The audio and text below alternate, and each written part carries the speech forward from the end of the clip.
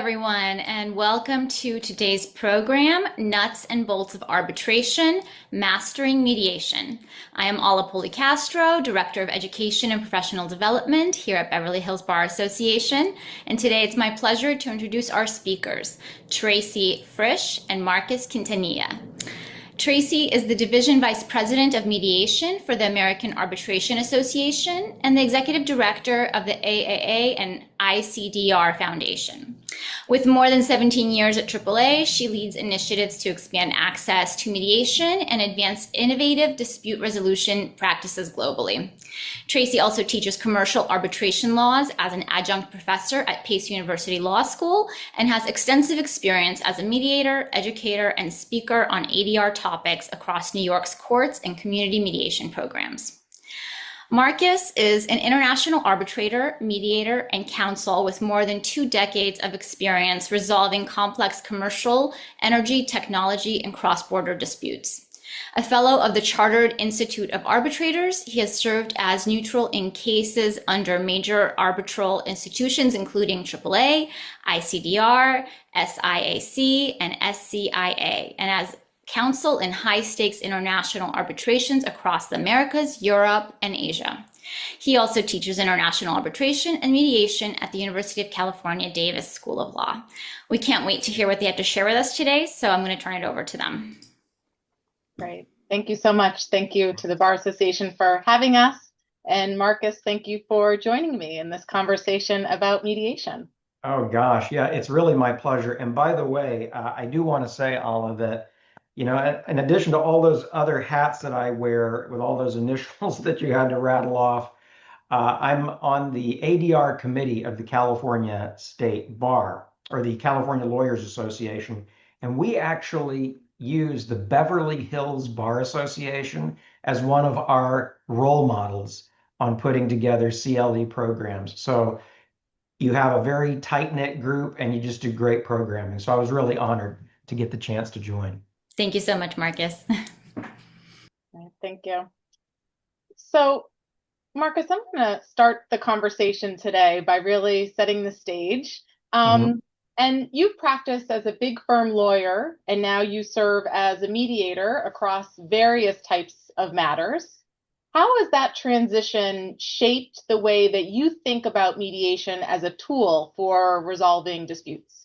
Yeah, it's a great question, Tracey. And I hear it sometimes people talk like I'm a recovering big law partner or whatever. I don't really view it that way. I loved my time as a partner in big law. And I still like my work doing counsel work now, which I still do a little bit in addition to my work as a neutral. And I think the two really enforce each other. I mean, certainly this really wasn't your question, but being an arbitrator and being a mediator definitely, I think, makes me more effective as an advocate. And I think being in the advocacy seat is super valuable to knowing how to really be successful in those different formats. So here's what I would say. I think my experience in advocacy, which is quite recent and ongoing, it gives me a really concrete sense of what lawyers want to get out of this, right, for their clients. And by extension, what the clients themselves want, right? And for me, it can kind of be reduced to 2 things. They want the best deal possible. If there's going to be a deal, right, at all, they just want a mediator who's going to help them get the best deal possible.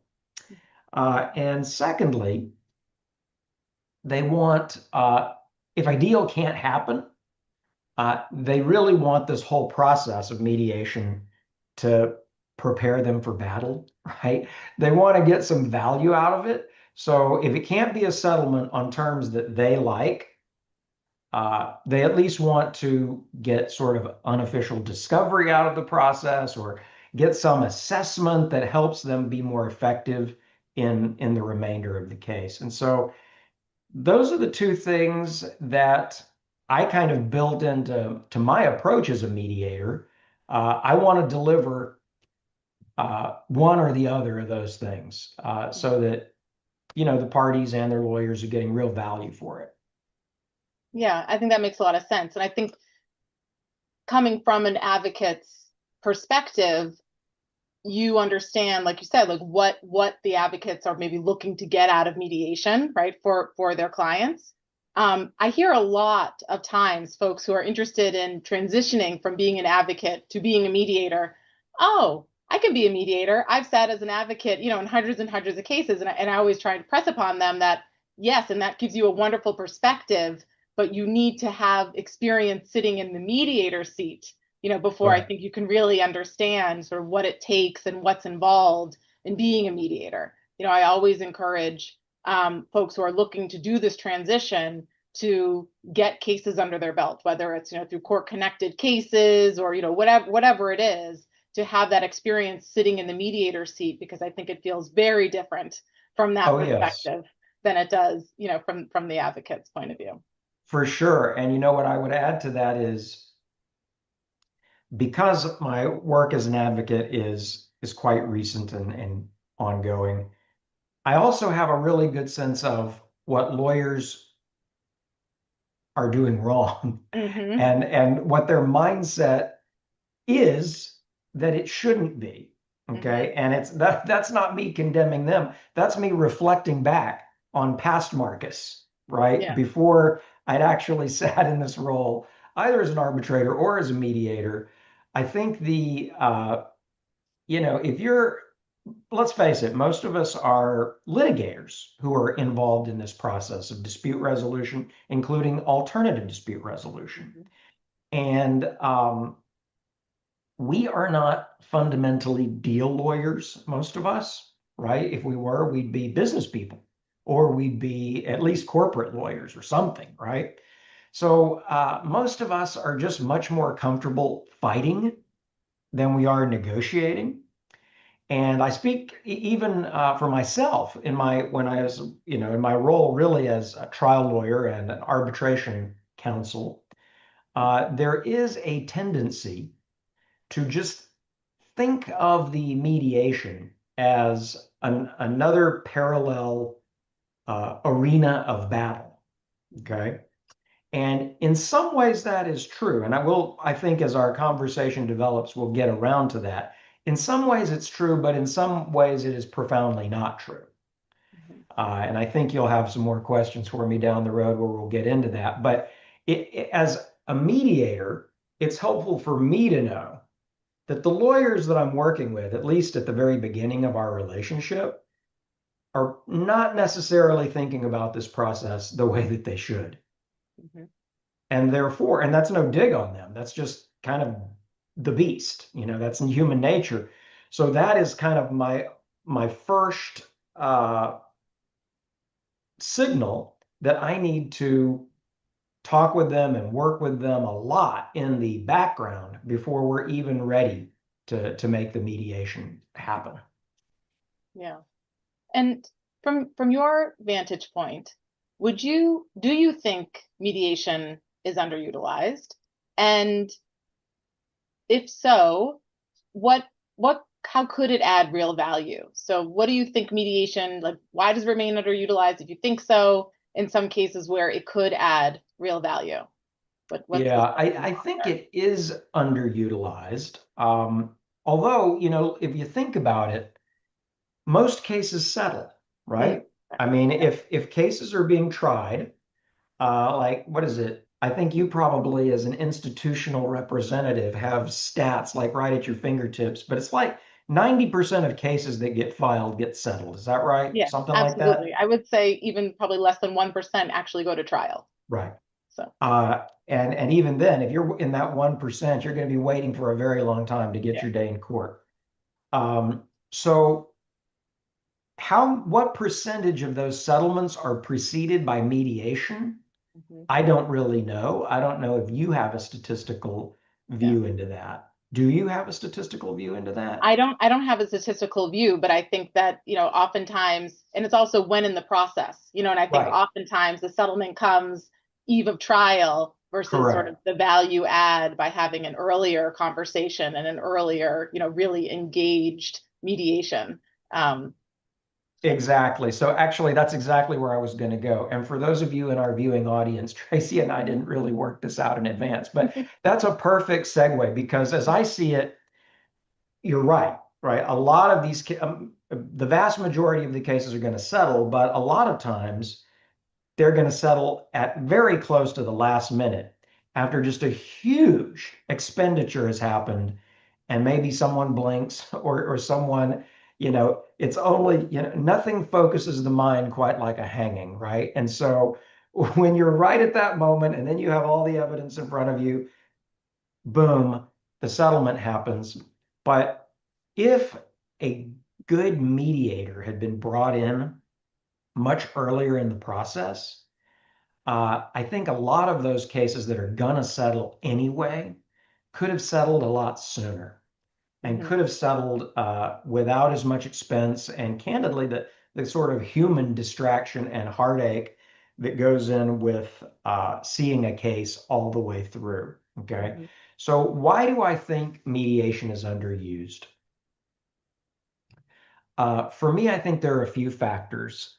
One is kind of what I said before. The people who are involved in the process are the lawyers, at least, are usually litigators, right? And litigators, very candidly, we profit by fighting. We don't profit by settling quickly. All right. So that doesn't mean that lawyers are misrepresenting their clients or engaging in bad faith or churning or anything like that. But all of us, the judgments that we make are influenced subconsciously by our motivations and our economic rewards, right? That's anyone who would deny that, I think, is just not being truthful. So that's in the background. And then when you add to it that there's just not a total comfort level with engaging in negotiations as opposed to just running through the steps of a litigation and fighting at each of the points. Uh, that sort of lack of comfort also means that the lawyers are not necessarily recommending mediation, at least not recommending it early in the process. And then there's a third element, which I think is very important and that we need to explore in more depth as our conversation goes on. And that is, it is a commonplace that you don't want to be the one to show weakness, Mhm. right? You don't want to be the first one to say, hey, should we mediate this? Because A, are you going to lose credibility with your client?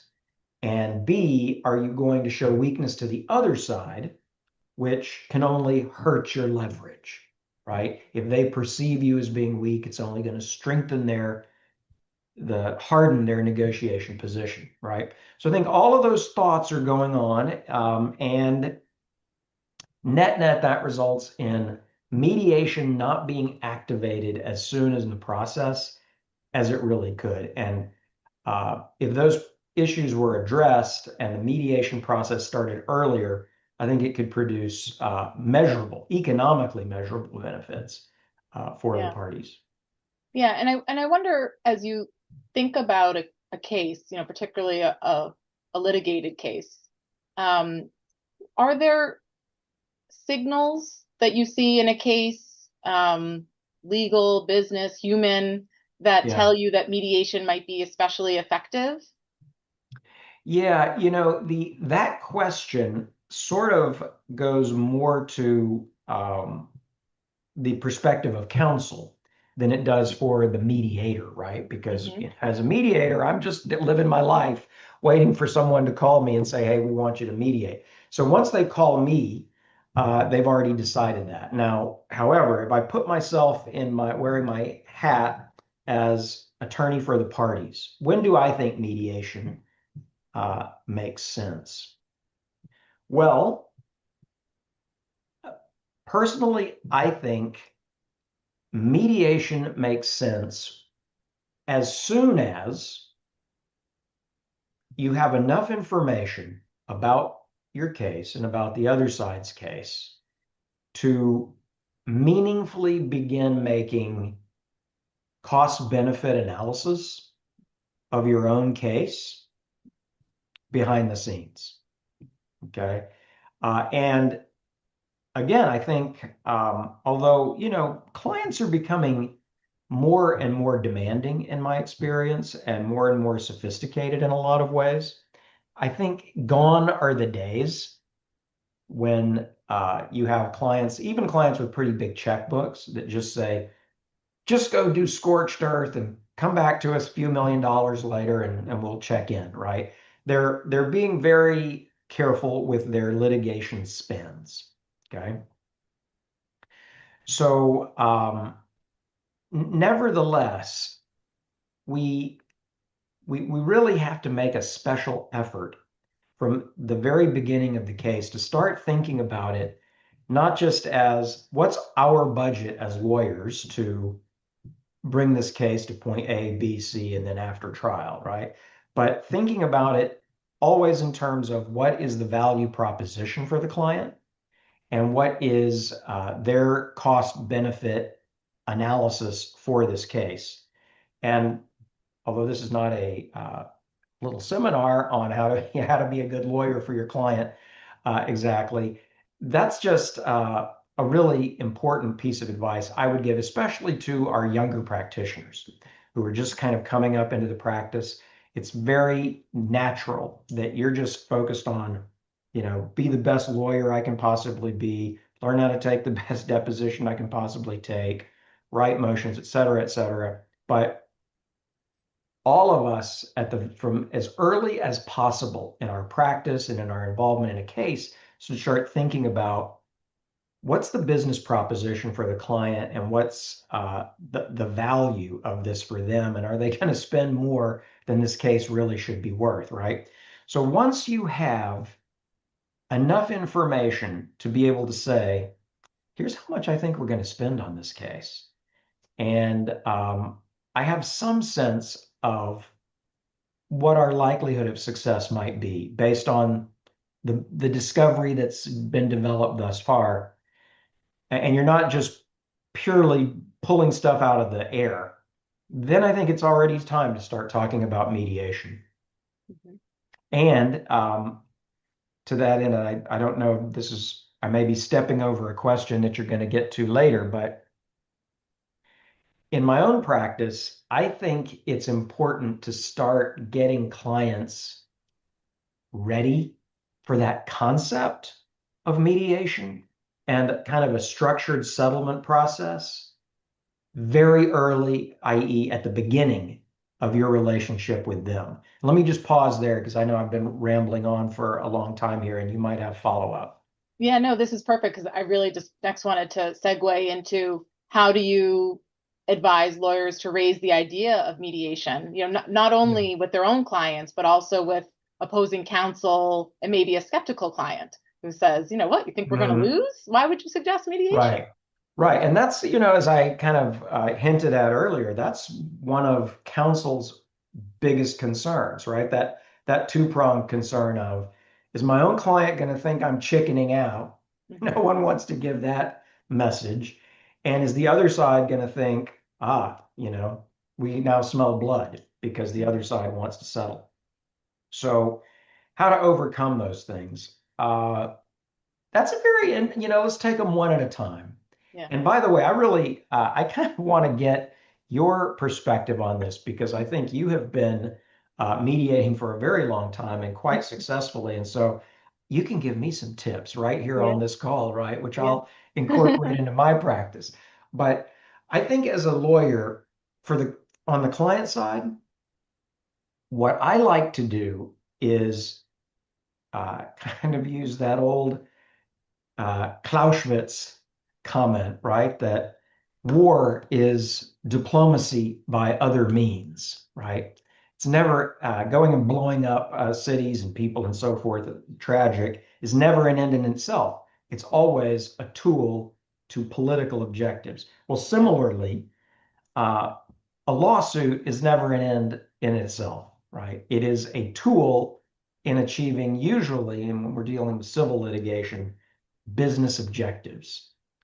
And so I think it's very important to sit down with the client at the very beginning of the case, whether it's plaintiff or defendant, and put that fact out on the table and almost have built into their mind that the idea of a settlement opportunity, whether it's mediation or whether it's something else, is kind of an intrinsic part of the battle plan.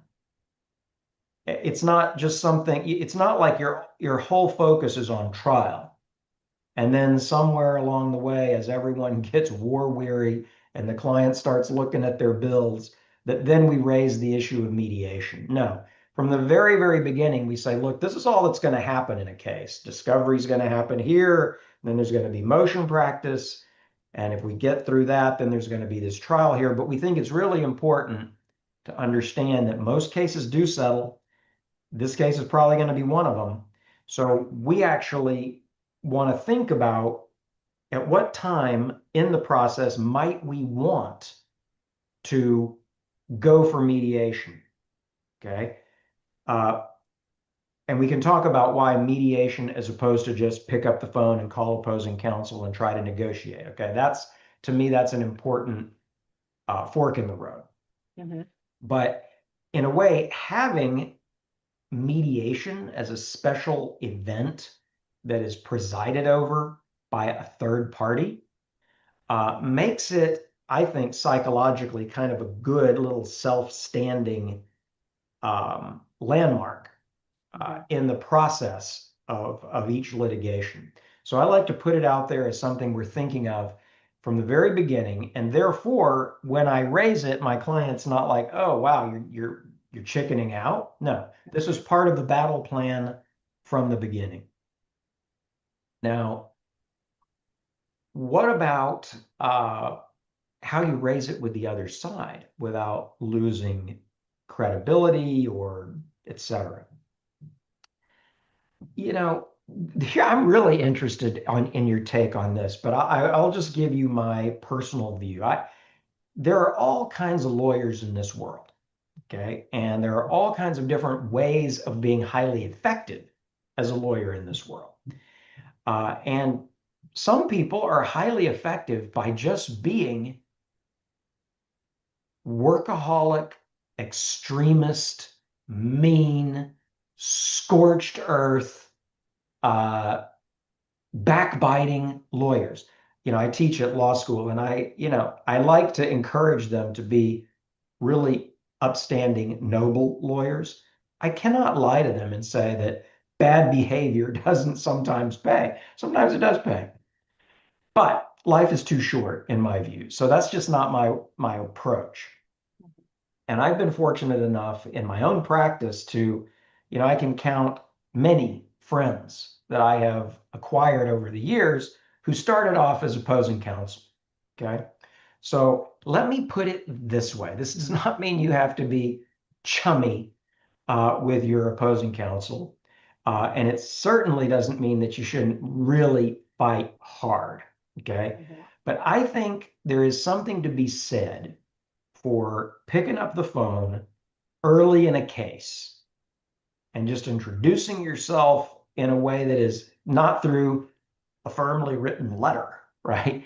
But rather, here I am, and I bet we're going to have a lot of fights over the next year or two, but I'm going to do my best to just be as nothing personal about it as possible, and to be as straight a shooter about it as possible. And you may not like what I tell you, but I'm going to do what I say and say what I mean. And I hope as this process develops, we can work in a business-like way, because I'm certainly going to do that, right? A kind of icebreaker conversation like that, sometimes it gets totally rebuffed. Okay. All right. So what have you lost? Not much, right?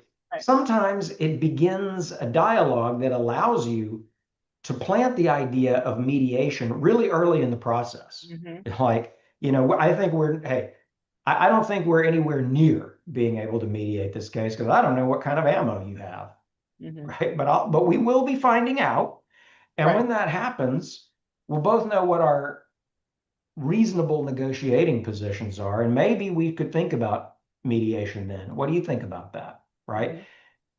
And so I've planted the seed that I don't even want to mediate now, but I'm an economically rational human who might want to mediate in the future. So I think that lessens the edge of broaching the subject of mediation at a later date.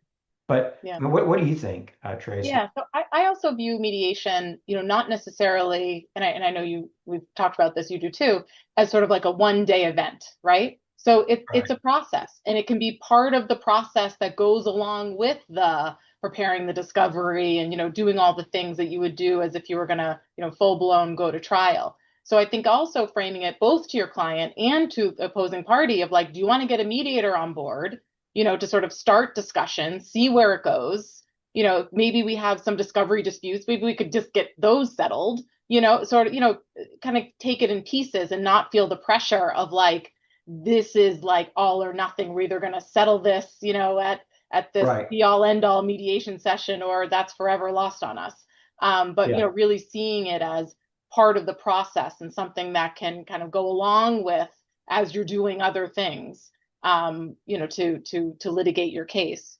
I also, from the AAA's perspective, we push very hard on having a good ADR clause. So to all those transactional attorneys out there, if you might have this wonderful clause about arbitration, but I would very much encourage you to have a clause of have mediation as a condition precedent to arbitration or litigation. And in that case, you're following what the contract says. No one's losing face. Right. The contract says you gotta try mediation. Okay.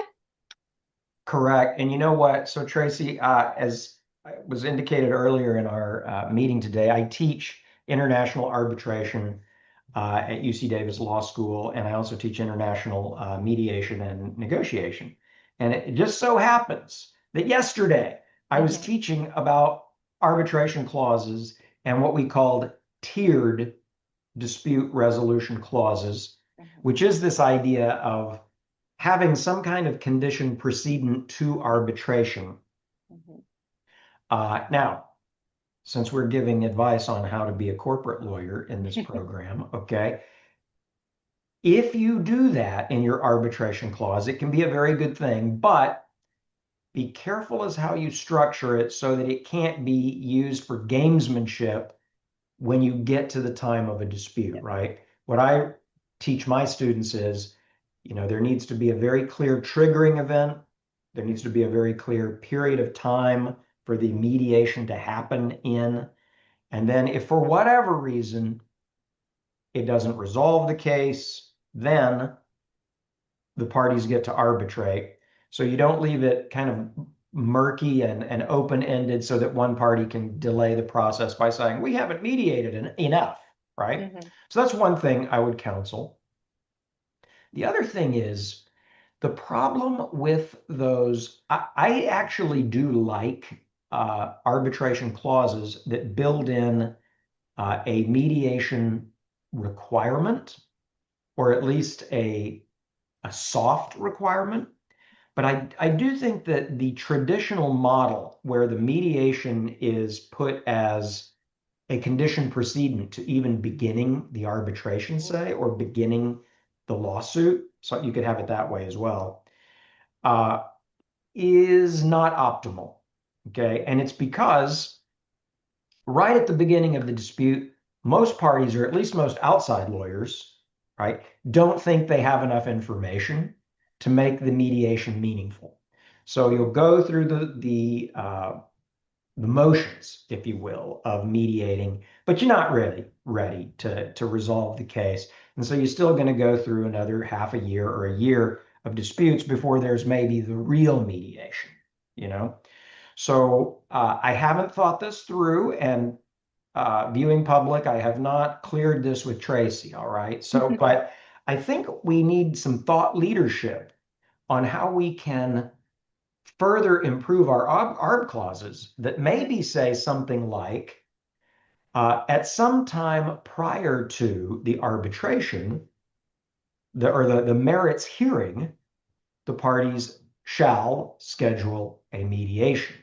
Mm-hmm. Now, Yeah. what I like about a clause like that, which I'll be honest with you, I've never seen a clause like that. Mm-hmm. Okay?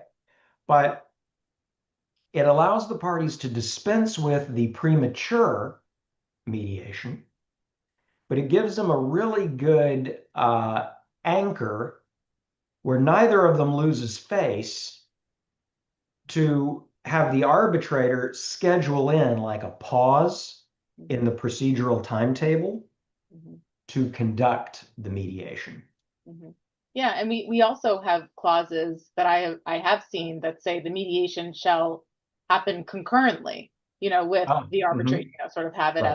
as a like I was saying before, like a tag along, a process that's happening at the same time as you are moving forward, with whatever other dispute resolution process you're involved in. So yeah, I could absolutely see that. And the good thing about this is, remember, I'm thinking of it from the arbitration vantage point, but this could also apply if you're in a litigation, right? It's all consensual. It's by contract, right? So let's just suppose we're in an arbitration and we're 6 months into this arbitration, and now we had in our calendar, our procedural timetable, that the parties are going to mediate, or this is their 30-day period in which they're supposed to mediate. If the parties have decided, look, we're just at total loggerheads, we hate each other, we're never going to settle, we have a totally different assessment of the evidence, fine. You can just agree mutually that you're going to waive the mediation. Okay, fine. You haven't lost anything, right? But having it there is really good because it gives both sides the ability to say, look, we got to do this. This is what we agreed to. This is part of our program. And then it frees them up to not feel like they're showing weakness. Yeah, that's great. So let's fast forward, right? Everyone's agreed to attempt mediation. Yep. I think in an important, probably the most important part of mediation is preparation. So what would you say good preparation looks like from your perspective? Like not the mediator's preparation, but the client, the attorney with their client. What does their good preparation look like for a mediation? Right. Well, okay, so it's interesting. We should talk about mediator preparation as well as party and advocate preparation because they go together, right? The first thing you have to do is pick the right mediator. Yeah. It's going to like run the thing the way that really makes sense. Now, but either way, and in a moment, I'd like to talk about two different approaches to running the mediation. Sure. But whichever way is picked, for me, the key thing is you should try and not. It's almost inevitable that you put a trial lawyer in any setting and he thinks it's a trial. Okay, that's it. So it's very hard to resist treating your mediation statement as a little trial brief and just showing how strong your case is because the perception is, look, I've got to convince the mediator. Everybody knows the mediator is going to beat on them and he's going to beat on the other side. That's what mediators are supposed to do. So we want to give the mediator as much ammo to beat on the other side as possible. And then we'll usually conclude with some little perfunctory paragraph that says, but of course, we're willing to settle on reasonable terms, but terms that must take account of all of this great argumentation that I've just given you for 10 pages. I don't think that's a super useful exercise, okay?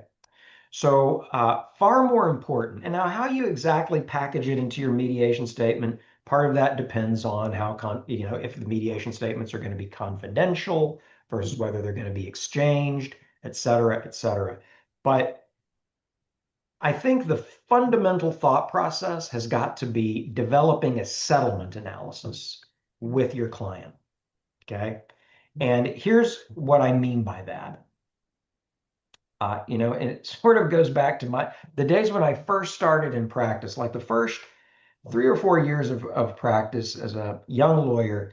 I was in charge of defending large insurance companies who were being sued for bad faith denial of coverage. Which, got to tell you, that's a great place to, cut your teeth as a lawyer. Because if you can defend an insurance company in a jury trial, you can defend anybody.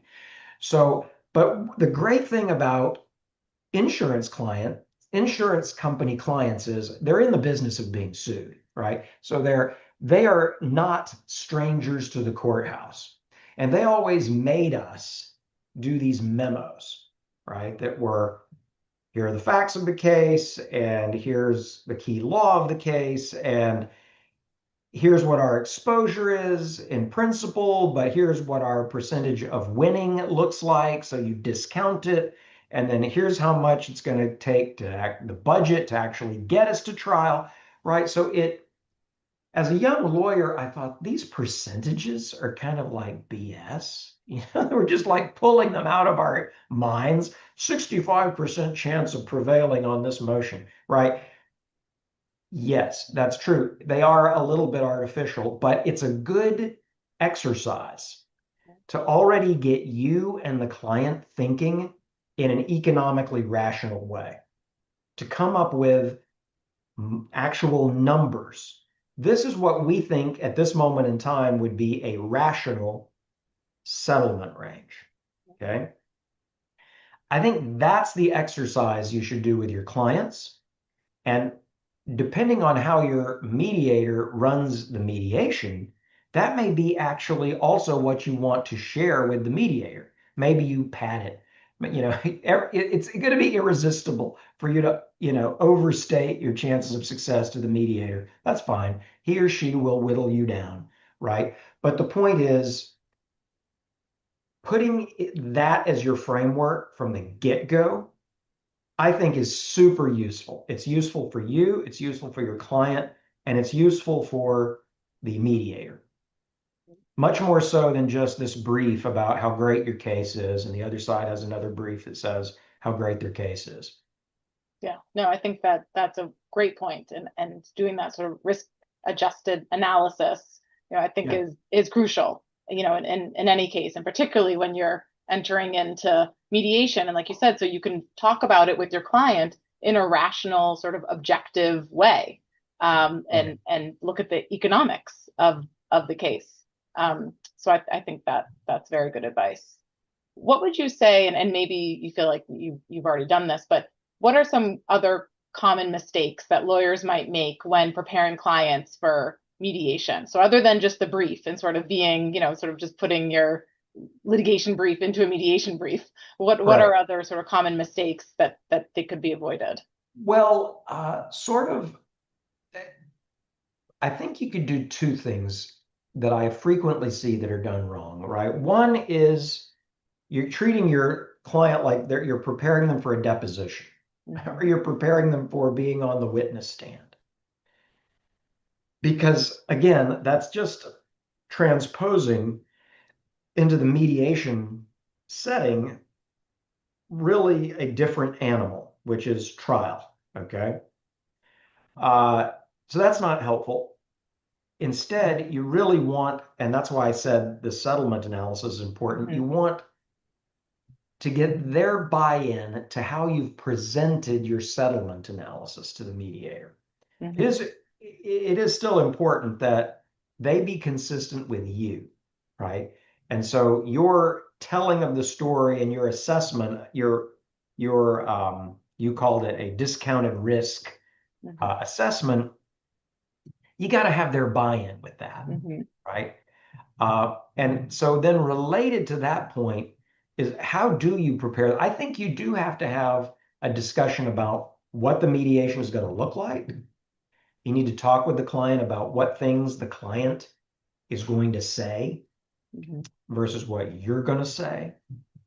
I generally think it is best for clients not to just go off script and start interfacing directly with the mediator. unless we have really mapped that all out in advance.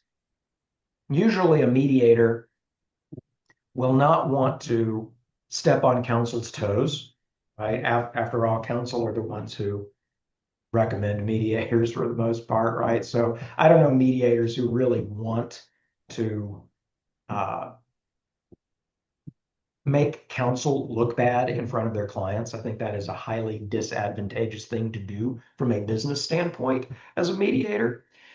But in working with your client, you just want to have a good sense of what are the rules of engagement? When are we going to ask for breaks?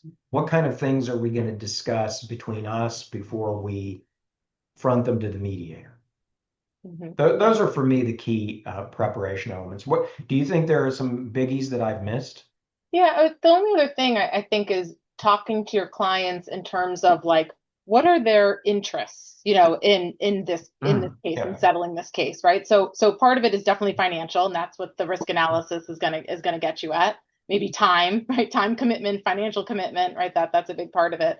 But also, is there sort of reputational risk they're concerned about? Is there relationship? That my, one of my favorite things about mediation is we're not just talking dollars and cents, that you can really get into sort of more of the other aspects of a dispute than you would, in an arbitration or in court. So I think, it may be that, no, it's just financial, that's really all there is. Okay.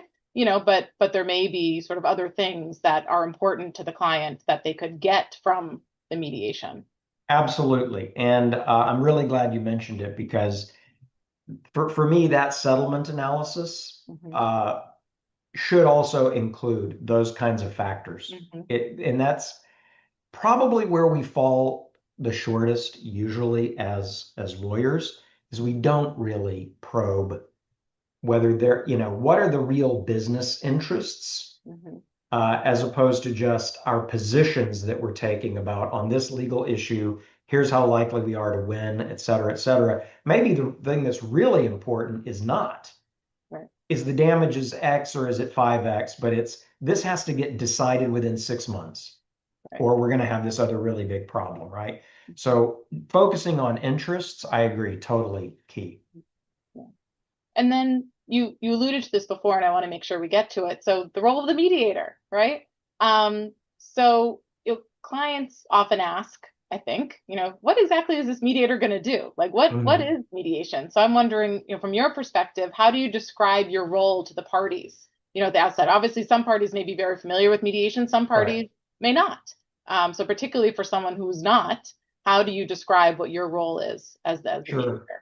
Yeah, I mean, the simple version is I'm here to help you broker a deal, right? And I sort of make that pitch. Usually what I do is I, of course, will have an initial meeting with both sides, so we're all on the same page. But then individually, right, I like to communicate to them very firmly that I see my goal as helping them package their message in a way to get them the best deal possible. Now, it just so happens, and I make this very clear, I'm also a double agent because I'm doing that for the other side too.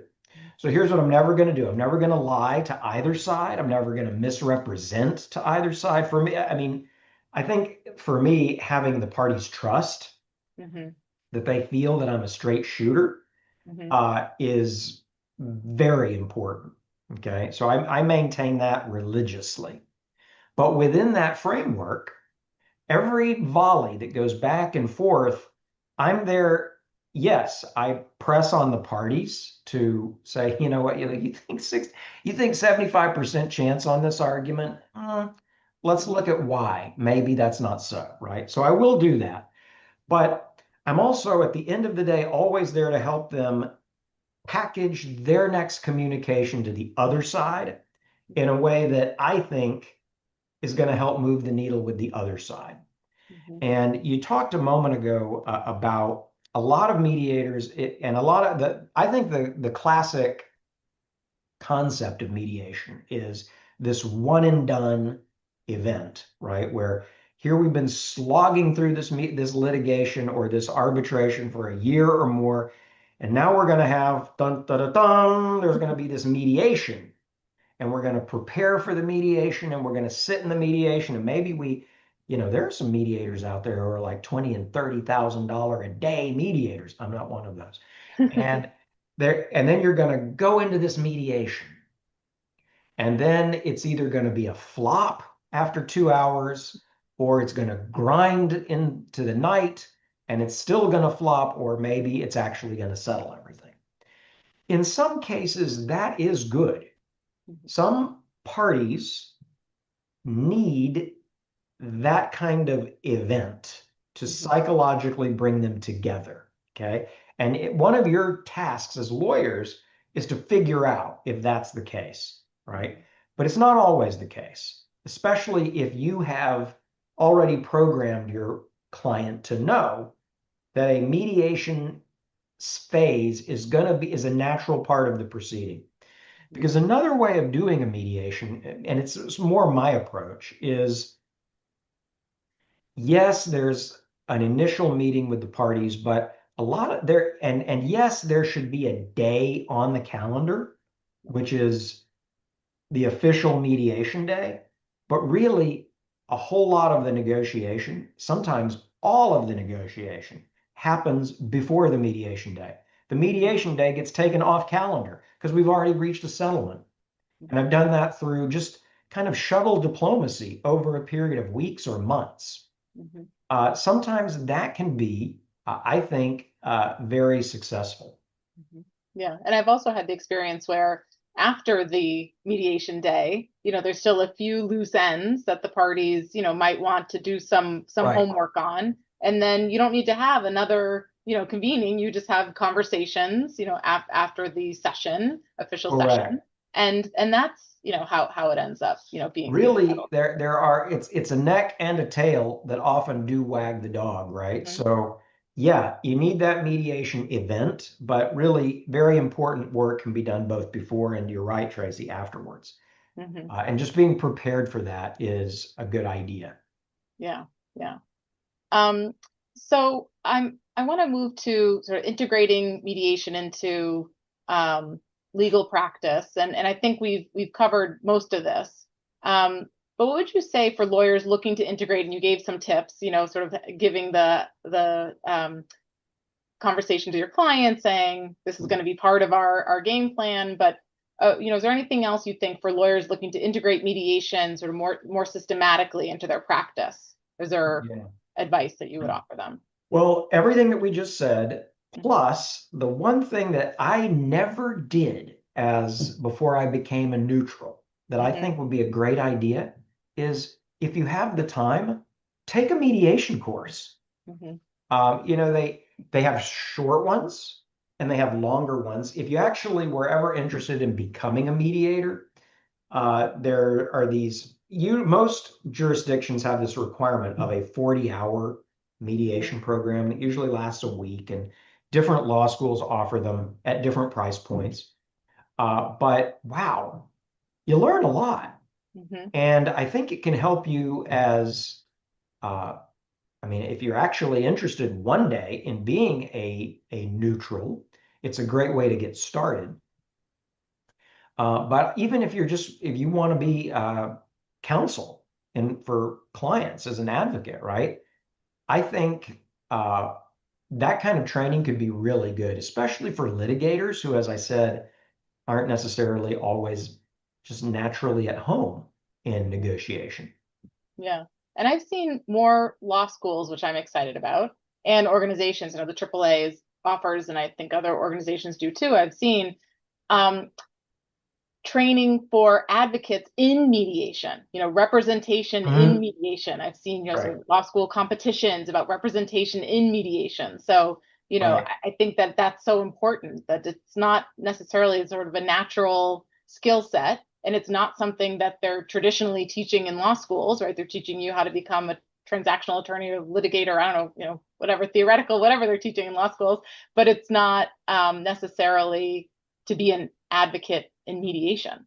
So I think that that's, another avenue to look at is trainings on being an advocate in mediation as well. Hey, Tracey, before I see that our time is running here, we're down to 10 minutes. Okay. I got to hear about the AAA Okay. because the AAA's offerings, I mean, you've got a pretty nifty suite of services that can really help this. So can you tell us about that? Sure. So the AAA, despite our name being the American Arbitration Association, we offer a robust mediation panel of highly qualified panel of mediators like Marcus with deep substantive and ADR experience across industry, dispute types. We offer mediation for everything from commercial, construction, employment, consumer. We just launched family to do divorce, custody, prenups, postnups, and all that. And we also have international mediation. So we sort of do it all. And you can find our panel of mediators on our website, adr.org/mediation, where you can search our mediators by practice area, location, compensation, and you can also file a mediation easily through that website. I think something that sets the AAA apart is really our focus on industry expertise. Like someone like Marcus happens to have many different industry expertises from international to IP and trademark and construction. A lot of our panelists, focus on different industries, but many of them are focused on an industry. They have an employment background, they have a construction background, they have a tech background. And our panelists include seasoned attorneys, former judges, subject matter specialists. And our mediators are vetted for professional reputation, ADR experience. That's part of my role, is to make sure that we are sort of displaying the best panelists for our clients. And we also offer continual ongoing training for our mediators. We want to keep our panel current with best practices, emerging issues, not only industry-specific areas, which we focus on, but also areas like cybersecurity, advances in AI, and how AI can play a positive role in ADR. So we sort of are trying to boost our panel in all different ways. We also offer case management support. So that's a big part of what the AAA provides. So it's helping you find the right mediator for your case, and then helping to manage that case. We have case management specialists at the AAA who are focused just on mediation, so just supporting the mediation process. And they'll do everything from coordinating the filing to getting the best mediator appointed, scheduling, procedural logistics, really just reducing that administrative friction for counsels, the mediator, and the parties. And we also have systems. We accommodate, obviously, in-person, virtual, hybrid mediations, whatever you're looking for. And I'm obviously a big proponent of mediation. I think that it's a very cost-effective way to settle a dispute. It's confidential. I think that it's worthwhile to engage in. We said, it may be at the beginning of the process, the middle of the process, close to the end of a process. But I always think that it brings a value add to wherever you are. And AAA itself is a non-for-profit organization, and so we really are focused on the experience of our end users, the parties, and counsel involved in the mediation. So that's my. So Tracey, let's be real concrete about this. Yeah. I'm a lawyer in our audience, and I've got a case that just is a dog, and I want to settle this thing. So what do? Do I go on the website and is there a number I call? How do I get access to a list of AAA mediators so that I can get this ball rolling? Yeah, so two ways. One, you can go on our website, adr.org/mediation, and file a mediation. We have an easy to use online filing system. Or you can email us at mediationservices@adr.org if you're looking for additional information. You have any questions about how to file a case. So we try and make it very simple how to file a case. And then do they get if they file a mediation, do they then get in due course a list of proposed mediators, just like in arbitration? So what we start with is our search tool, because we have everyone, public facing. So we'll say to the parties, meet and confer. We've got a panel of 1,000 mediators, so we have various expertise, various locations. See if you can, solve your first negotiation and decide upon someone. I actually heard from someone the other day, it was a good nugget. And they said, I like to agree with who the other side wants as their mediator, because that means that they're going to listen to them. They're going to sort of take what they have to say seriously. So I think that's a good little tidbit. Right. And yeah, if counsel has trouble selecting, sort of meeting and conferring and deciding amongst themselves who to select, then yes, we will send a list, that we will have curated that we think, will fit the bill there, and we'll do sort of a strike and rank and appoint somebody. But we do like to encourage parties to select a neutral from our panel. Makes sense. Yeah. So I know we have just about 5 minutes left. So I want to ask, if you could leave the participants, Marcus, with some key takeaways about using mediation more effectively in their practice, what do you think it would be? How can people use it? Well, I doubt we're going to say at this point, we've covered so much territory. I don't think we're going to say anything totally new. I think the most important thing I would want to emphasize is view the mediation not as something that just arises after you've done enough bloodletting, okay? Think of it as an intrinsic part of your litigation plan. And start having those conversations early and often. That would be, I guess, my single biggest takeaway. Yeah. I'm sorry. Go ahead, Tracey. Oh, no, please. With the we talked earlier about most cases settle, but maybe a lot of them settle really late in the process instead of early in the process. Mm-hmm. And could mediation help that? And the reason the answer is clearly yes is this. Not to get overly nerdy about this, right? But this is actually based on neuroscience, okay? Our brains are wired to not be able to see objectively in a situation of conflict. Okay. That is literally they've stuck wires into people's brains, and yeah, trust me, it shows that the different parts of your brain light up when you're looking at your own position versus the other side's position, right? And so that's why, if that weren't the case, every dispute would settle, right? The parties would be like, oh, okay, objectively, here's what the right settlement is.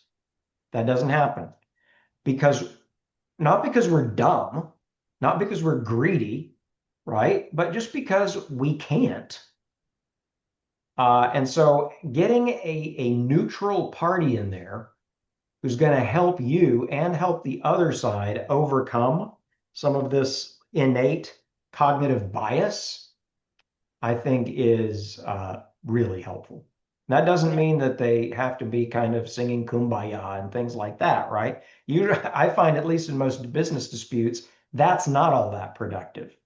But what is productive is getting a mediator who you can kind of bond with and trust, and will just help you get over that inability, that natural inability to see the other side's case and your case in a truly objective way. Yeah. And I think you hit on something earlier in our discussion too, that, lawyers are not necessarily taught or conditioned, right, to participate in this kind of process. Right. And you mentioned newer lawyers or folks who maybe weren't as familiar with mediation doing a training as a neutral, maybe doing some trainings to be an advocate in mediation. But I'm wondering if you have any other advice for lawyers who are newer to mediation to build confidence and competence in this area, to feel like, okay, I'm comfortable recommending this to my client and representing them in this type of process. Well, it's interesting. If one goes to one of those training programs, like the 40-hour programs that we talked about, there are a lot of opportunities to do volunteer mediation. And with like small claims court and things of that nature. And I've done some of that stuff. And I think that kind of practice can be really helpful and actually can also be really fun. Yeah, and I say that to folks who come to me and say, I'm interested in becoming a mediator. I say, find a training that's connected to a caseload. So that when you're taking a community mediation training connected to a caseload, so you do get the experience of marrying the theory with the practice. I think that is important. Well, we've reached our time. I thank you for joining us. Thank you all for joining us for this conversation about the nuts and bolts of mediation. And hope you will check out the AAA's website, adr.org/mediation, if you have any other questions, and hope you will all sort of pursue this area for your clients. Thank you so much for the opportunity to visit with you today, Tracey, and to the BHBA.